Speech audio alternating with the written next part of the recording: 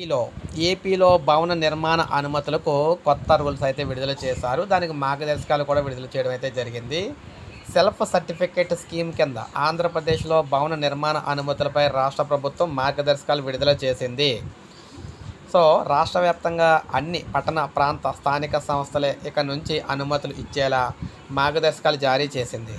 CRDA మినహా అన్ని చోట్ల కూడా అనుమతులు జారీ చేసే అధికారాన్ని అర్బన్ డెవలప్మెంట్ అథారిటీల పరిధి నుంచి పట్టణ ప్రాంత స్థానిక సంస్థలకు బదిలీ చేస్తున్నట్లు ప్రభుత్వం అయితే పేర్కొంది.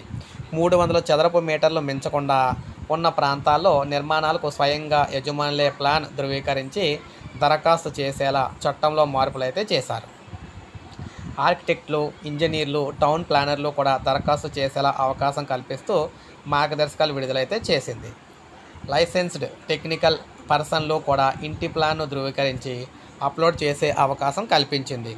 కేవలం నివాస భవనాలకు మాత్రమే ప్రభుత్వం ఈ వెసులుబాటు కల్పించింది. ఈ మేరకు పోర్టల్లో ప్లాన్ అప్లోడ్ చేసేందుకు నిబంధనలను సరళతరం కూడా చేసింది. రాష్ట్రంలో రియల్ ఎస్టేట్ రంగాన్ని మరింత ప్రోత్సహించేందుకే భవన నిర్మాణ అనుమతులను సరళతరం చేస్తూ ఆదేశాలు జారీ అయ్యాయి. స్పీడ్ ఆఫ్ డూయింగ్ బిజినెస్లో భాగంగా భవన నిర్మాణ అనుమతులు సరళతరం చేస్తూ ఆదేశాలు అయితే జారీ అయ్యాయి.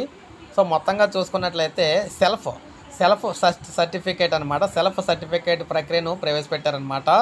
భవన నిర్మాణ అనుమతుల కోసం వేగంగా అవడం కోసం ఆన్లైన్ బిల్డింగ్ పర్మిషన్ సిస్టంలో ఎలాంటి ఉల్లంఘనలు చోటు చేసుకున్నా కూడా సంబంధిత భవనాల యజమానులపై కఠిన చర్యలు అయితే ఉంటాయని మార్గదర్శకాల్లో ప్రభుత్వం స్పష్టం చేసింది.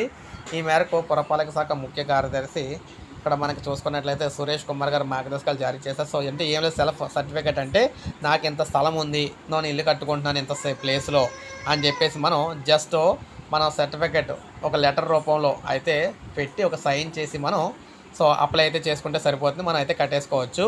సో తర్వాత అప్లోడ్ చేసుకుంటారు. సో ఇంక మనకు ఆటోమేటిక్గా మన సర్టిఫికేట్ ఇస్తే మనకు పర్మిషన్ వచ్చినట్టేనమాట.